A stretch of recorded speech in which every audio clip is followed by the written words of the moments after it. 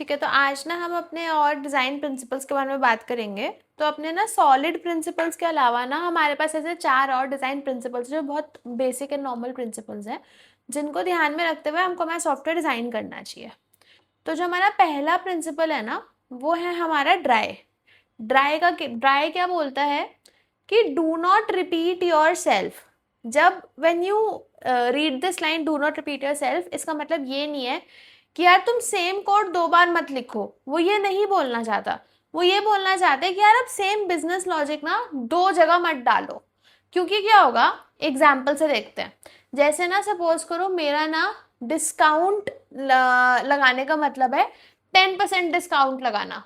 ठीक है, तो अभी जब मेरे को अगर प्राइस पर, अमाउंट पर या टोटल पर जब मेरे को डिस्काउंट लगाना है ना, तो अभी इसमें देखो हमने कैसे लिख रखा है। हमने हर लाइन में हमने परसेंटेज वाला ये कैलकुलेट हम पूरा पूरा कर रहे हैं, लाइक पूरा लॉजिक हम वापस लिख रहे हैं। इसको मैं कैसे लिख सकती हूँ कि मैंने डिस्काउंट पूरा कैलकुलेट करने का मैंने एक मेथड लिख दिया। अब मैंने final price, discounted price, offer price के लिए मैंने बस ये मेथड कॉल कर दिया उसको उनका अमाउंट देकर। अब क्या है, इधर ना मेरा 3 जगह पर ना मेरा ना बिजनेस लॉजिक लिखा हुआ था। इसको क्या बोलते हैं, मेरे पास ना 3 सोर्स ऑफ ट्रूथ थे मेरे बिजनेस लॉजिक के। करेक्ट। कल को अगर मेरा यही बिजनेस लॉजिक 10% से उठ के 20% हो जाए, तो मुझे 3 जगह चेंज करना पड़ेगा 20%। करेक्ट। एंड ये तो छोटा सा एग्जाम्पल है, इसलिए इसमें 3 है, बट अगर आप कोई प्रोडक्शन लेवल सिस्टम देखोगे उसके अंदर thousands and thousands of lines of code होते हैं ना। अगर आपको कोई एक बिजनेस लॉजिक है तो आपको 10 जगह यूज हो रहा होगा, आपको पहले तो सबसे पहले बात आइडेंटिफाई करना पड़ेगा कि कहाँ कहाँ यूज हो रहा है। आइडेंटिफाई करने के बाद आपको हर जगह चेंज करना पड़ेगा, आपको सब कुछ वापस टेस्ट करना पड़ेगा which is of no use. Whereas अगर आप इसको ऐसे लिखोगे तो यहाँ पे आपका ना सिर्फ एक ही जगह, क्योंकि यहाँ पे सिंगल सोर्स ऑफ ट्रूथ है, सिंगल सोर्स ऑफ ट्रूथ है, तो अगर आप सिर्फ यहाँ पर चेंज करोगे ना तो वो हर जगह रिफ्लेक्ट करेगा। तो ड्राई हमको यही सीख देख बोलता है कि अपना बिजनेस लॉजिक ना डुप्लीकेट मत करो बेसिकली।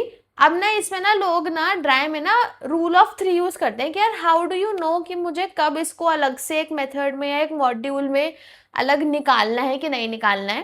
तो इसमें ना हम ना रूल ऑफ 3 करते हैं फॉलो। रूल ऑफ 3 क्या है, जैसे ना सपोज करो मैंने ना पहले ना सिर्फ एक जगह amount is equals to amount minus price into 10% वाला मैंने लगा रखा था लॉजिक। ठीक है, अब ना जब मेरा फर्स्ट डुप्लीकेट आया ना तब इसको मत करो एब्स्ट्रैक्ट आउट, जब मेरा सेकंड आया तब भी मत करो, but after my third duplicate आप इसको अब बिजनेस लॉजिक को एक जगह चेंज कर दो। दिस इज समथिंग जो मोस्ट ऑफ द लोग अप्लाई करते हैं, rule of 3 for your dry principle. तो ये पहला प्रिंसिपल। सेकेंड प्रिंसिपल है हमारा किस प्रिंसिपल, वो क्या बोलता है, कीप इट सिंपल स्टूपिड। जैसे यहाँ पे ना मेरे 2 मेथड्स हैं। ठीक है, अगर आप इस मेथड को देखो तो ये एक्चुअली कर क्या रहा है, वो सिर्फ बेसिक ये निकाल रहा है कि मुझे देखना है मेरा यूजर एलिजिबल है कि नहीं। अगर मेरे यूजर की एज 18 से ऊपर है तो एलिजिबल है, अदरवाइज नहीं है। तो अगर आप इस मेथड को सिर्फ ऊपर ऊपर से देखते कि आप समझ पाते हैं बोलना चाह रहे हैं, नहीं समझ पाते ना। बट वेराज अगर मैं इसको ऐसे लिखूं कि return user dot age greater than equal to 18, ये कितना ज़्यादा इजीली अंडरस्टैंडेबल है, राइट। तो ज़रूरी नहीं होता कि अगर हम मतलब ऐसे बात फैंसी या बड़ा बड़ा करके लिखना है कोड। ट्राई करना चाहिए हमको कि ना कोड हम जितना सिंपल से सिंपल हो पाए ना उतना लिख पाए। क्यों, क्योंकि ना जैसे जैसे ना प्रोडक्शन पे ना आपका ना कोड बेस ना बहुत ज़्यादा बड़ा होता जाता है। अगर ना आप उसको सिंपल तरीके से नहीं लिखोगे ना तो उसकी रीडेबिलिटी पे प्रॉब्लम होगी। अगर वो अच्छे से अगर रीडेबल नहीं है तो कोई भी अगर उसमें डेव आके काम करेगा ना वो उसको सही से समझ ही नहीं पाएगा या उसको टाइम लगेगा समझने में। अगर वो सही से समझ ही नहीं पाएगा तो उसको टेस्ट सही से नहीं कर पाएगा, उसमें कुछ भी अगर बग आएगा तो उसको डिबग भी कर नहीं पाएगा। कल को उसमें कोई नया फीचर भी ऐड करना होगा ना, वो भी उसको ना उसमें ऐड करने में बहुत ज़्यादा टाइम लग जाएगा। तो इस वजह से बोलता है कोड को ना जितना ऐसे सिंपल से सिंपल हो सकता है ना हमको कोड को एकदम सिंपल रखना चाहिए। तो सेकेंड प्रिंसिपल हमारा ये था। थर्ड प्रिंसिपल हमारा क्या बोलता है, you art gonna need it. तो ना अपने ना हम लोग सॉफ्टवेयर इंजीनियर्स के साथ ना एक प्रॉब्लम क्या होती है, हमारे पास ना कोई भी रिक्वायरमेंट आती है ना तो हम लोगों को ना इतनी आदत हो गई होती है कि यार अगर मान लो ना कल को ना आज को तो मेरी ये रिक्वायरमेंट है पर ना मुझे इसको डिज़ाइन ऐसे करना है कि अगर मेरी कल ये 10 और रिक्वायरमेंट आए ना तो मैं सब कर लूँ। तो इसमें ना हम पता है गलती क्या करते हैं, जैसे एग्जाम्पल से देखते हैं। रिक्वायरमेंट आई थी कि मुझे लॉग इन फंक्शनैलिटी बिल्ड करनी है। बट ना डेवलपर्स क्या बिल्ड कर देते हैं कि यार गूगल लॉगिन भी हो जाए, फेसबुक लॉगिन भी हो जाए, एप्पल लॉगिन भी हो जाए, हर तरीके का लॉगिन, हर पॉसिबल लॉगिन हम इम्प्लीमेंट कर देते हैं। अब रिक्वायरमेंट कितनी आई थी, हमको एक बेसिक लॉगिन फंक्शनैलिटी चाहिए थी, बट इस सब को बनाने में अपना टाइम एंड एफर्ट कितना वेस्ट हुआ। इसके अलावा अब मेरे पास कितना सारा पीस ऑफ कोड है जो अभी शायद यूज भी नहीं हो रहा होगा, क्योंकि अभी वो रिक्वायरमेंट थी ही नहीं, वो एक फ्यूचर की रिक्वायरमेंट थी। And we should always remember कि जो मेरी फ्यूचर रिक्वायरमेंट्स है ना, हो सकता है कभी आए ही ना, क्योंकि अभी वी आर जस्ट थिंकिंग कि वो रिक्वायरमेंट आएगी, बट हो सकता है मेरी फ्यूचर रिक्वायरमेंट्स कभी वो आए ही ना, या फिर जब वो फ्यूचर में आए तो बहुत अलग तरीके से आए। एंड हो सकता है उस टाइम पे मेरे एक अलग ही बिल्कुल डिफरेंट डिजाइन हो जिसको मेरे को फॉलो करना रहे। तो इसकी जगह एक डेवलपर ने एक सिंपल सा ईमेल एंड पासवर्ड बनाकर दे सकता था, एंड जब आगे की रिक्वायरमेंट्स आती तो हम उसको फुलफिल कर देते।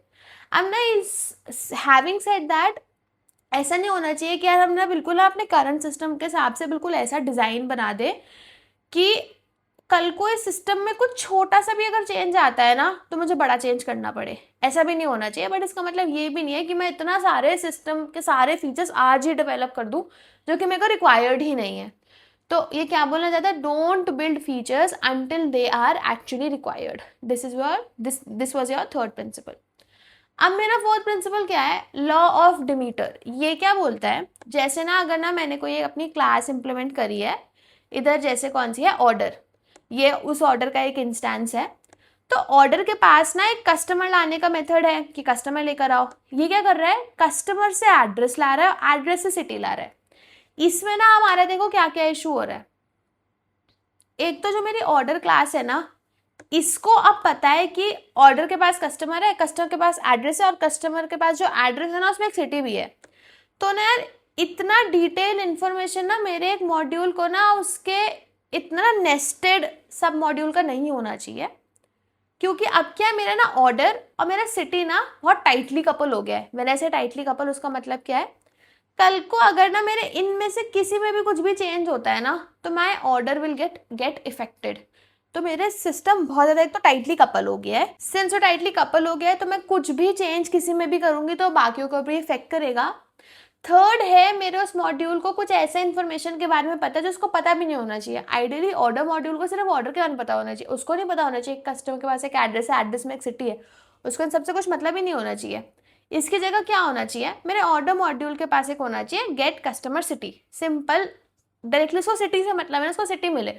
उसको ये नहीं सोचना पड़ना चाहिए कि मैं पहले कस्टमर के पास जाऊँ, कस्टमर से एड्रेस के पास जाऊँ, एड्रेस के पास सिटी के पास जाऊँ। तो बेसिकली क्या बोलता है, talk only to your immediate friend. तो अगर आप कभी भी कोड लिख रहे हो ना और आपको ना बहुत सारे डॉट ऑपरेटर्स लगा लगा कर आपको उसके सब क्लासेस में जा जाकर कुछ लाना पड़ रहा है, तो एक बार थिंक ट्वाइस कि यार जो हम कर रहे हैं ना वो थोड़ा गलत है। अब ना एक बारी क्विकली ना चारों वापस देख लेते हैं। तो मेरा ड्राई क्या बोलता है, ड्राई बोलता है कि ना डुप्लीकेट नॉलेज अवॉइड करनी है। किस प्रिंसिपल बोलता है, एकदम सिंपल सोल्यूशंस पे जाना है, कुछ बहुत ज़्यादा फैंसी सोल्यूशंस पर नहीं जाना है। याग्नि बोलता है कि ना अननेसेसरी फीचर्स नहीं बिल्ड करने हैं, जो करंट रिक्वायरमेंट आई है वही बिल्ड करना है। एंड लॉ ऑफ डिमीटर ये बोलता है कि सिर्फ अपने इमीडिएट कोलैबोरेटर से हमको बात करनी है, एंड हमको अवॉइड करना है अपने सब मॉड्यूल ऐसे चेन करते हुए इंफॉर्मेशन को एक्सेस करना। तो यार ये थे हमारे बाकी के डिज़ाइन प्रिंसिपल्स। इनके अलावा अपने सॉलिड प्रिंसिपल्स जो काफ़ी इंपॉर्टेंट होते हैं।